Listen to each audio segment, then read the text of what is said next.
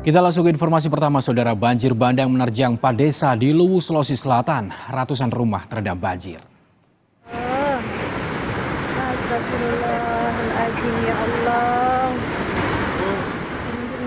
Luapan Sungai Suso pada Minggu petang merendam ratusan rumah di Desa Banelemo, Desa Marinding, Desa Sampeang, dan Desa Sarunda. Ketinggian banjir mencapai 40 cm.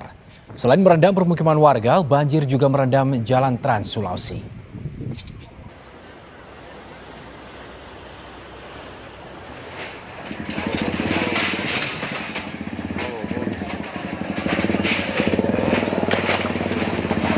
Kabel di atas. Hujan deras, Saudara, juga mengakibatkan longsor di Desa Maliwowo, Luwu Timur. 2 rumah warga rusak akibat tertimpa material longsor. Tidak ada korban jiwa maupun korban luka karena pemilik rumah telah terlebih dahulu mengungsi. Warga dibantu BPBD, Tagana, dan Damkar berusaha memindahkan barang warga yang masih dapat diselamatkan.